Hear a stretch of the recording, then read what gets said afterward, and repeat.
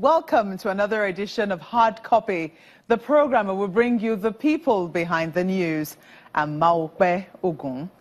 On Tuesday this week, the Senate Ad Hoc Committee investigating the mounting humanitarian crisis in the Northeast submitted its report, which, among other findings, indicted the Secretary to the Government of the Federation, who's been suspended.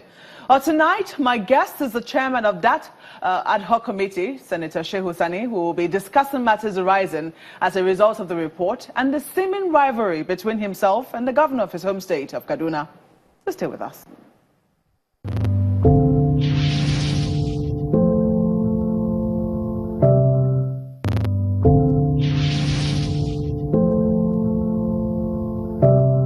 Okay, I don't have to shock you again. This is entirely your affair, and it's what's inside your mind, the way you view us.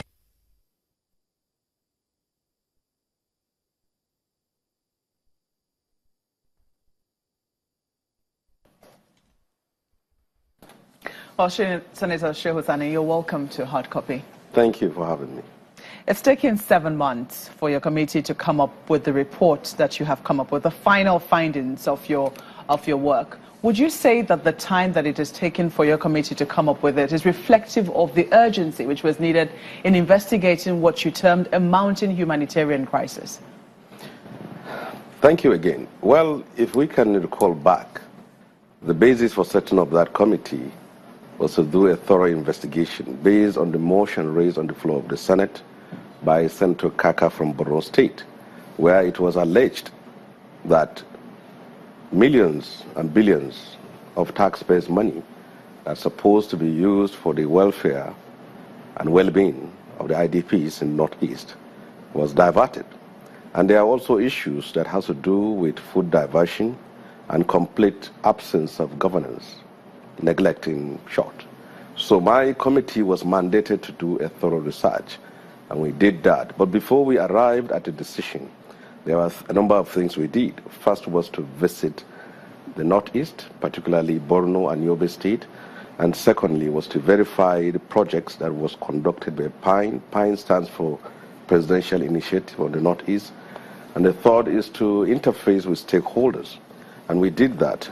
On our way back to Abuja, we invited the relevant persons, including companies that were involved in contracts being given by PINE, and including the now suspended SGF. And we came out with our findings, and we indicted companies that were given contracts and also the SGF himself. That led to a recommendation from the Senate that the SGF should be disciplined, and that was it. Now, secondly, the second part of the report was also as a result of issues that were raised. The SGF and some persons whom we indicted in the first report complained that they were not given fair hearing. And the presidency tried to, in the first instance, clear the SGF and some persons there who were indicted. So we gave them a second chance. We sent out invitation to them, and then they wrote back to us. The Roller Vision, one of the companies that was indicted, the managing director wrote to us that he was bereaved, he couldn't come.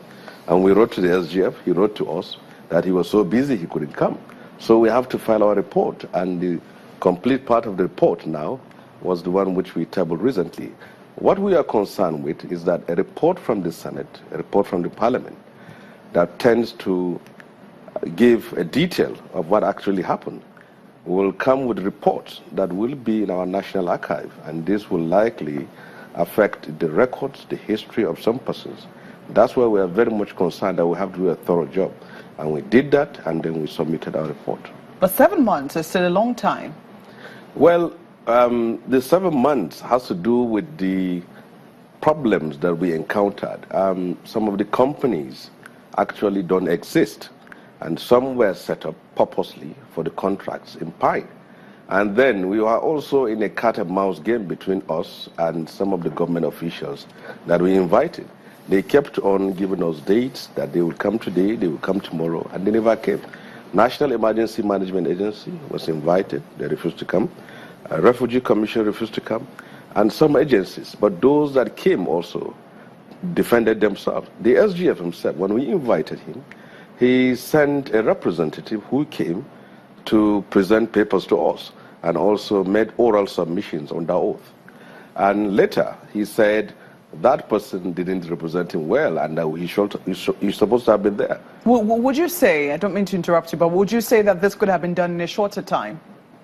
It could be difficult to do it in a shorter time because the contracts that were awarded by Pine were scattered across the northeastern part of Nigeria.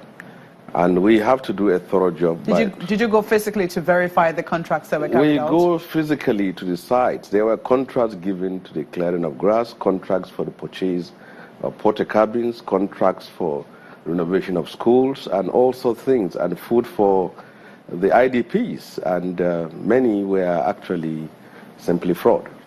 You went physically to verify every single contract that was given by the presidential initiative? There were 39 companies, and we went to the Northeast to verify contracts that were given by the 39 companies. Okay, now, some have described this. I mean, the report is finally out, but some people believe that this report all along was a witch hunt. Was this a witch hunt? Well, we have a duty, and that duty is to go through the facts we have. And to do that, we physically presented ourselves. The violence in the northeastern part of Nigeria that has consumed thousands of lives and rendered millions of people homeless created many widows and orphans that are suffering. And it is to us that there are people who don't see a crisis in the humanitarian situation. They see an opportunity, and they see a humanitarian industry for them to milk the country and profit from it. Then we had a duty to do what we need to do, and that is to do a thorough job. And we did that, and we presented our report. The report we presented in the first instance was actually seen as if it was targeted at one person. But we invited all the companies. There were 39 companies. And from our findings, which the report was divided into three, the observations, the findings, and the recommendations, we found a lot. But it appears the general public were more interested in the grass cutting contract, which was about 530 million naira. So there was the full report, and there is the interest of the public in one specific aspect of the report. But the report covered not only the issue of SGF, but how foods were diverted by public officials and how the whole process of humanitarian services in the Northeast was flawed.